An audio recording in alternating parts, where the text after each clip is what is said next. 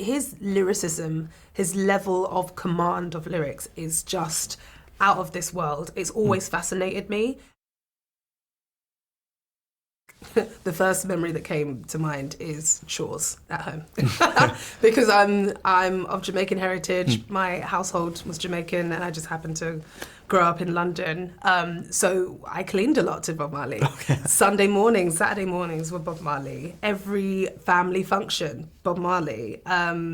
Wedding, christening, Bob Marley. If you're feeling sad, Bob Marley. Yeah. Let's uplift because we're having some friends around. Like it was actually everything. It was kind of the soundtrack to my childhood, which meant that his music was in my bones. Yeah. So when this came around, I thought, oh great, at least I know something. Yeah, yeah. At least it's in there somewhere, you know, energetically. So yeah. Bob is Bob is special, even for me, growing up with his music, knowing how important he is to so many people around the world.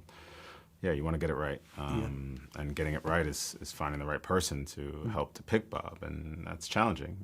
I know that they had tried to make the movie for 25 plus years. I had heard big time directors, you know, that were attached to it, and so I'm thinking, wow, this is my time, it's coming to me, the family's involved, we have the family's right, we have the music rights, like, is this real? Like, it's real. So yeah, just taking on that responsibility was a lot, for sure. For sure. But I thought, you know, my fail-safe was, I'm either going to find Bob or I'm not.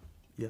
I'm either going to find Bob or I'm not. And so, yeah, part of that process was all right, well, let's go down the rabbit hole. Let's try to find who's daring enough to play him, who's daring enough to submit a tape. And fortunately for us, it was Kenzie Benadier. Yeah. A deeper perspective, definitely.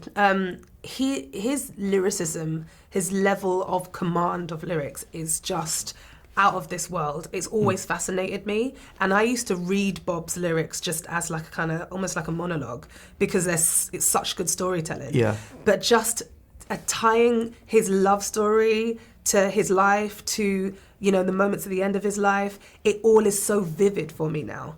Like it literally is like he wrote a biography through his music. Yeah. And from different lands as well, from Europe to Jamaica to, you know, it just felt like I was piecing together parts of him that I didn't know, that I was learning in increments. And now I have like a broader, more fuller version of him through listening to him. Yeah. I knew we were never doing a cradle to grave story. It was just not what I was interested in. I wasn't interested in making a traditional biopic, musical biopic. So for us, it was choosing the right window of time to focus. And then once we had cracked the structure of the script, then I knew that, you know, the songs would naturally line up. Yeah. 76 to 78, what did he create during that time? And so it became a lot easier to choose based on, you know, the real estate that we had to play with. And so, yeah, of course, you know, some of my favorite songs aren't even in, you know, it's just the nature of it. They either were created before or created after, but we got a lot of really good ones in there. And hopefully people will lean in more and go listen to his music for days and weeks and months afterwards. Yeah.